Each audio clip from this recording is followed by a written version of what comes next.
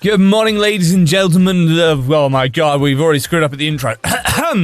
Good morning, ladies and gentlemen. Welcome back to the RR Show, the best show on the internet, bringing you the hottest Reddit stories there are. This is episode 217, and we have a fan favorite today. Today we are jumping into r/LetsNotMeet.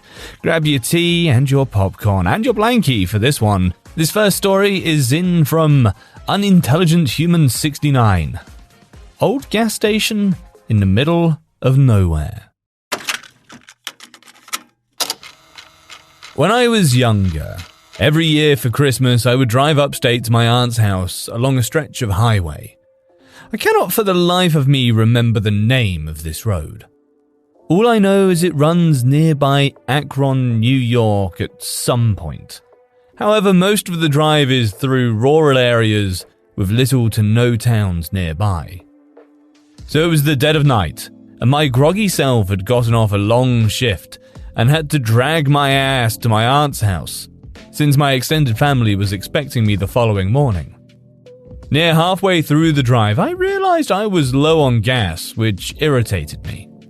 My brother told me he'd filled it up the day before, so he either forgot or was straight up lying. I saw an archaic-looking sign for a gas station off the next road. It wasn't an official sign, literally a pole with a slab of metal attached with gas off next exit or something along those lines painted on it. Seemed a little sketchy, but people do the same thing with fruit stands on highways, so whatever, right? I pulled off the next exit on some dilapidated country-ass road through dense woods. The whole thing was creepy and surreal.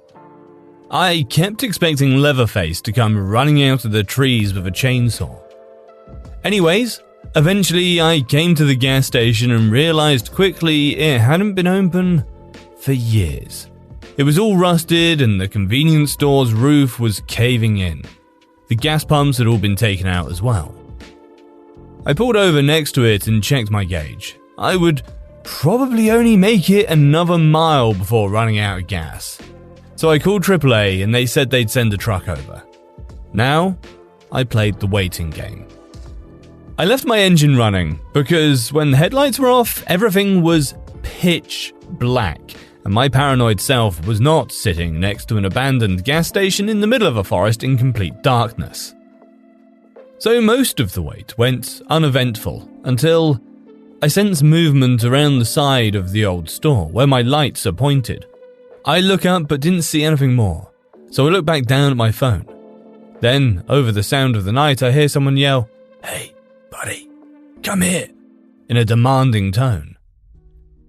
I look up, and I shit you not, there's a dude standing by the old store looking towards me, illuminated by my headlights.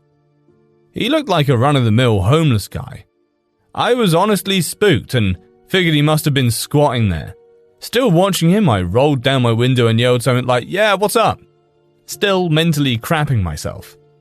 I had my foot ready to floor it out of there at the first sign of trouble. "You got any change?" "Nah, I don't, sorry man." I look up at him and he has this kind of vacant expression and is standing stiff. Then I see more movement. There are heads. About 20 or so heads, peeking around trees beyond the man I'm talking to. I can't see them clearly at all. But they are definitely people, literally just heads staring in my direction from around the trees. I see another guy beginning to walk from around the gas station, and then I turned around and sped off. I got as far away from that place as my tank could carry me and updated AAA on my location. The driver came back over and filled me up, and I didn't say anything. But after he left, I wanted to call the cops, so I called the nearest town sheriff department. They said they'd send a trooper over and I gave them the location. When I got to my aunt's house, they called me back and said whoever was there was gone, but they could tell a large number of people had been living there for a while. Blankets, canned food, the usual. The whole situation still freaks me out, but frankly I can consider myself lucky because I've always wanted to have a creepy story to tell. I'm just glad nothing bad happened. So yeah, you and the creepy dudes at the gas station, let's not meet. Don't forget, guys, we actually have a YouTube channel now. Oh, actually, we have 2 YouTube channels. So there's the RR Show podcast on YouTube, which is just the podcast episodes on YouTube. But there's also the RR Show YT, which is our dedicated YouTube content. And we've got quite a few new videos over there. And they're all stories that haven't been on the podcast. So if you get a minute on your tea or coffee break, go and check that out. And make sure you watch them too, because they're visual videos, unlike the podcast. Anyway, our next story is from HamFX. Oh God. The Ballad of Sex Dungeon Dan. Hello everybody. This story takes place on the same piece of land referenced in my prior Let's Not Meet story, Horrifying Storage Unit Auction Experience, although this one took place almost 20 years prior. Back then, this parcel of land was owned by my dad and a business partner. It was essentially vacant, although he had taken on a few tenants who needed space to restore old sailboats or store industrial machinery. Being in a somewhat remote area, we were not immune to trespassers, and tenants would tell us about stolen tools or machinery parts quite often. This is where we met Dan. Dan came to my father much in the same way many others did. He had a boat restoration business and needed a place to work. He also asked if it would be okay if he slept on the property a few nights a week, under the guise of it saving him time commuting if he worked late on projects.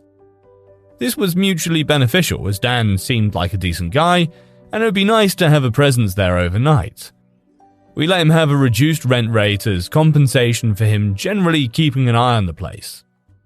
A few months later, Dan had built himself a little compound, a series of 3 sea containers in horseshoe configuration, with a little trailer in the middle.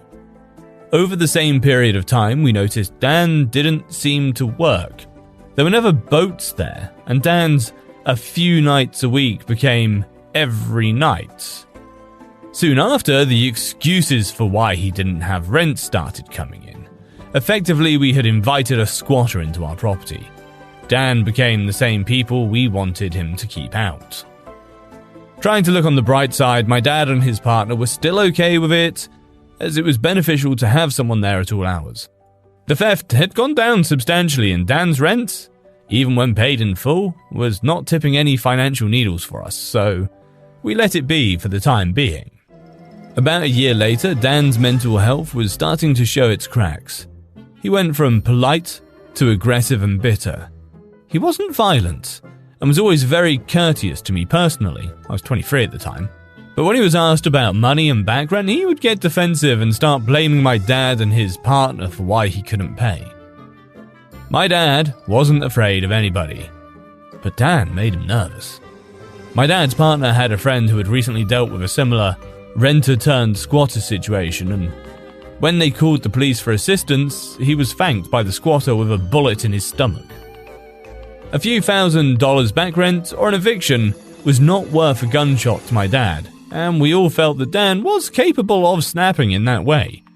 So we just kept Dan busy doing cleanup and random tasks, which he always did, and remarkably well. One day my dad asked me to run up the site for him as he was out of town. A tenant had called because it looked like someone had tried to cut through a piece of our fence and he wanted to get eyes on it. I pulled onto the property, where I was greeted by Dan. "Hey, buddy," he yelled and waved. Dan was always very respectful to me, a courtesy of which he had stopped showing my dad and his partner some time ago. "Hey Dan," I yelled back as I parked and got out my car. "Come check this out," Dan replied, and waved for me to step inside his little compound area.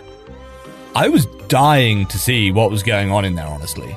I knew Dan was off, but I never felt intimidated or in danger, just, like another weird guy.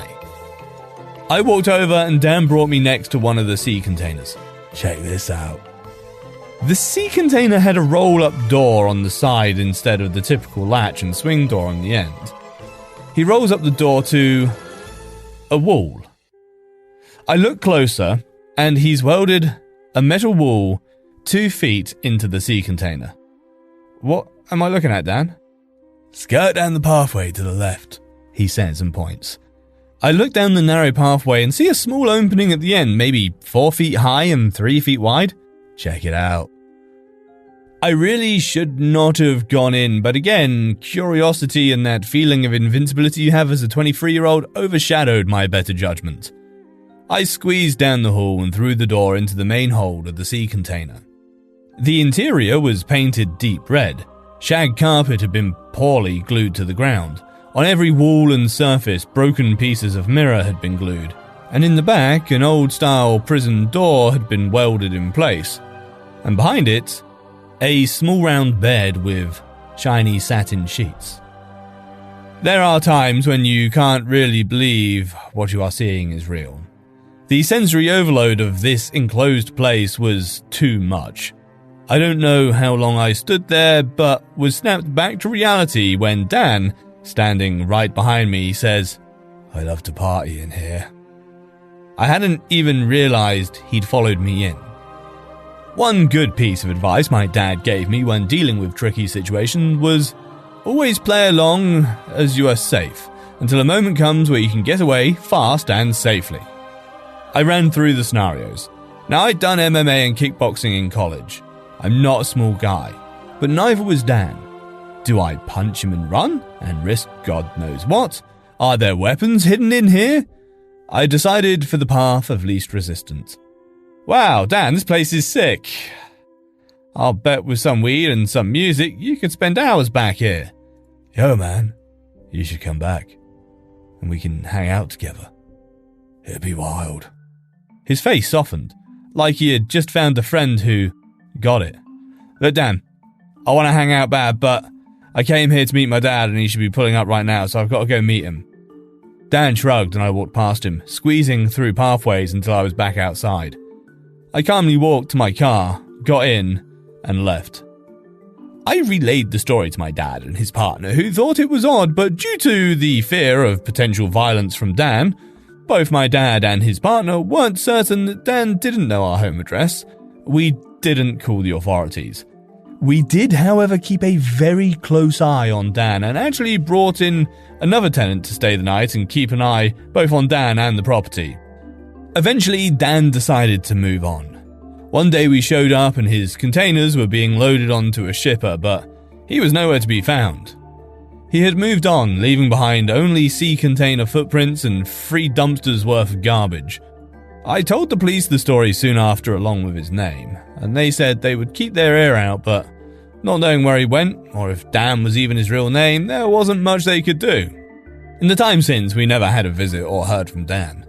The only people I told this story to were my paintball friends at work, who would practice with me on this property and knew Dan since we was always there, and coined the nickname Sex Dungeon Dan. Next story is from Maltese Panda, the Bag Lady. I have always had an innate fear of the night. Not so much the dark, but the night itself. As a child, my imagination was overcome with stories of creatures that come alive at night and the safety offered by a house and light. I never had anything to base this fear on until a night when I decided to go with a buddy of mine to a baseball game and got stuck at a light at 2 a.m. after dropping him off at home. Of course, that night the game went into extra innings, and so I didn't get a chance to drop my friend off back home until well after 1 a.m. Everything was fine on the way home, until I hit a light right before the street that led to my house. It was a T-junction, and I was turning left. The light is one of those that you think is broken until it finally turns green, when you finally decide to just run it. Of course, I pulled up right as the light turned red. I would have just run the light, seeing as no one was there, and it was closing on 2 a.m. on a school night. But earlier that week I heard the phrase, "Character is what you do when no one is looking," and for whatever reason, that was the night I decided to prove to myself that I was a man of character. Big mistake. I pulled to a stop at the light, feeling good about myself, bordering on self-righteousness, when I happened to look out my window to my left and noticed a lady sitting all alone on a bus bench. We made brief eye contact and I quickly looked away. It was too late. I could see movement out of my peripheral vision, and knew she was coming my way. I looked out the window and noticed she was carrying a bag. I quickly checked that my doors were locked and all my windows were up. I then moved my right foot above the accelerator just in case and braced myself for whatever was about to come. I was hoping it would just be an awkward exchange and was praying for a quick light change before she reached me so I could just get out of there. I knew there was a slim chance of that though. She walked right up to my window, put down her bag and began to tap on my window.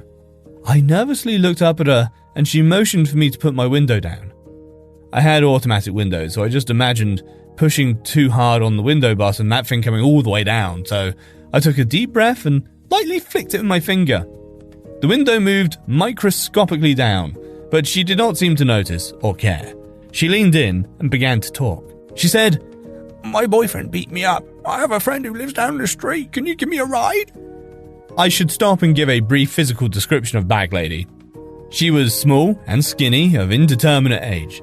She was either in her mid-20s and had lived a hard 20-plus years on the streets, or she was 60-something-year-old who had a moderately hard life on the street. All that to say, just by looking at her, there was no way to verify her story. She looked beat up by life, not just by her boyfriend. But there was something about her delivery. It was robotic and seemed practiced, and like she was disconnected from the moment. It just made my skin crawl. And after a brief, about a second debate on whether I should do it, I told her that I had to get home and could not give her a ride. After my first refusal, she leaned in closer and said the same thing again. "My boyfriend beat me up. I have a friend who lives down the street. Can you give me a ride?" This time I felt more confident when I declined to give her a ride and told her I had curfew and had to get home. She leaned in a third time and began her statement again. "My boyfriend beat me." At this point, the light changed. I slowly lifted my foot off the brake and started slowly rolling forward and began muttering an apology. She didn't move. She just looked at the light, then looked down at me, leaned in closer, and said 5 words that have haunted me ever since. "You made the right decision." Then she picked up her bag and walked back towards the bench. I peeled out of the intersection and cried and screamed all the way home. I have no idea what she planned to do, or if there were people waiting to jump in my car from the bushes had I moved to let her in. But that encounter has haunted me ever since and has confirmed in my mind that nothing good happens after dark.